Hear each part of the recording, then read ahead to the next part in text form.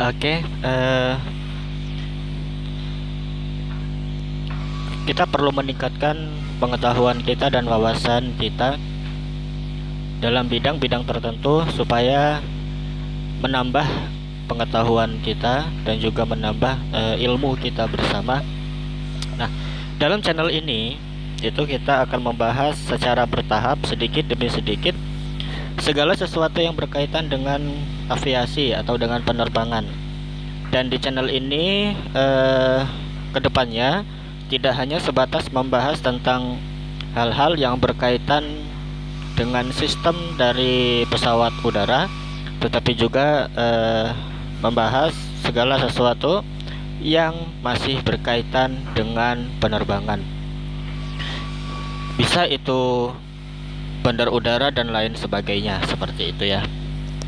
Nah, pada video awal ini kita akan sama-sama mempelajari pembuka terlebih dahulu.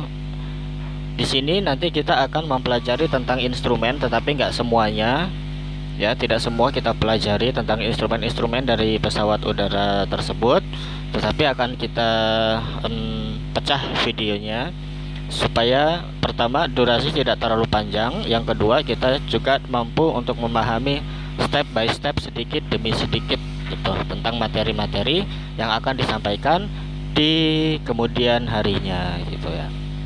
Oke, kali ini pembuka dari video ini kita akan membahas, bukan membahas ya, kita akan coba untuk menyebutkan tentang glosarium terlebih dahulu. Sini sudah ada beberapa poin ya, ada beberapa poin tentang glosarium. Yang pertama itu adalah flag instrument. Flag instrument itu adalah alat ukur ataupun instrumen yang digunakan oleh penerbang untuk mengemudikan pesawat saat terbang. Yang kedua itu ada atmosfer. Apa sih atmosfer itu? Ringkasnya atmosfer itu adalah lapisan gas yang melingkupi sebuah planet termasuk bumi, dari permukaan planet tersebut sampai jauh di luar angkasa. Di bumi,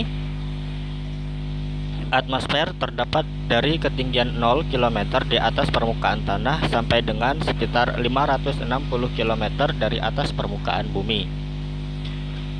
Yang ketiga itu ada troposfer.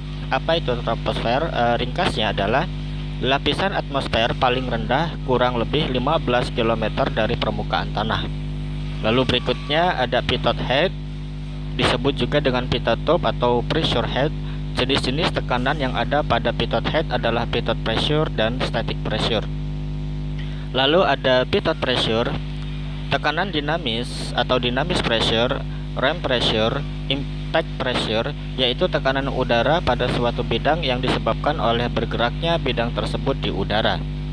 Lalu berikutnya ada static pressure, yaitu tekanan udara pada ruang terbuka. Lalu berikutnya ada altimeter, yaitu pengukur ketinggian pesawat udara. Lalu yang berikutnya lagi ada altimeter errors, yaitu kesalahan-kesalahan penunjukan pada altimeter. Berikutnya ada vertical speed indicator, yaitu pengukur kecepatan vertikal pesawat udara. Dan yang terakhir pada glosarium itu ada airspeed indicator, yaitu pengukur kecepatan udara pada pesawat udara. Itu glosarium yang baru kita sebutkan ya. Kita akan masuk pada bab pertama dari pendahuluan. Kita akan membacakan deskripsinya, deskripsi dari instrumen, yaitu instrumen pada pesawat udara sangatlah penting keberadaannya, khususnya bila pesawat melakukan penerbangan pada malam hari, cuaca buruk, dengan jarak tempuh yang sangat jauh, dengan mengarungi lautan dan daratan yang begitu luas. Rasanya sangat sulit tanpa dibantu dengan peralatan yang disebut dengan instrumen. Oke, pada deskripsi awal itu kita dijelaskan tentang bagaimana instrumen pada sebuah pesawat udara itu sangatlah penting keberadaannya, khususnya utamanya bila sebuah pesawat udara melakukan penerbangan pada malam hari atau cuaca yang buruk atau dengan jarak tempuh yang sangat jauh. Kita ambil contoh dari wilayah udara negara Republik Indonesia aja ya, atau Negara Kesatuan Republik Indonesia atau NKRI, yang mana Negara Kesatuan Republik Indonesia itu wilayahnya membentang dari Sabang sampai Merauke, yang mana bentangan wilayah itu bukan hanya daratan tetapi juga ada sisi lautnya. Bahkan bisa dibilang lautan di wilayah negara Republik Indonesia itu juga sangat luas. Makanya pentingnya instrumen itu untuk memandu ketika sebuah pesawat melakukan penerbangan yang sangat jauh. Seumpama kita ambil contoh dari ujung pandang dari Makassar ke Bandara Udara Soekarno-Hatta, itu kan bentangan jaraknya itu sangat jauh gitu, sudah melewati lautan dan juga sebagian besar dari daratan. Makanya pentingnya instrumen itu seperti itu untuk membantu penerbang ketika melakukan perjalanan yang sangat jauh ya. Nah, maka sangat sulit rasanya kalau sebuah penerbangan itu tidak dibantu dengan alat yang disebut dengan instrumen tersebut. Sulit dan menyulitkan bagi penerbang untuk menentukan posisi, untuk menentukan bagaimana dia akan mendarat kalau tidak dibantu oleh instrumen tersebut.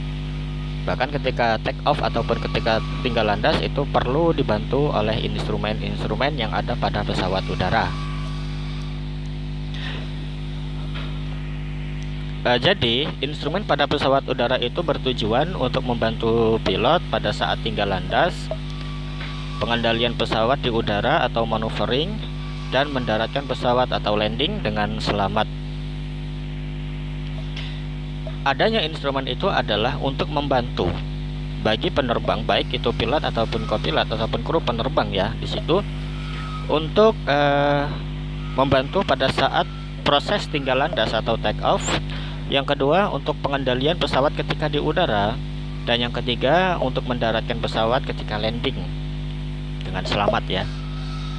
Nah, instrumen-instrumen yang dipergunakan di dalam pesawat haruslah alat-alat yang bermutu dan memiliki ketelitian yang tinggi, karena keselamatan penerbang, awak pesawat, penumpang, dan pesawatnya sendiri seluruhnya tergantung pada kinerja instrumen itu sendiri.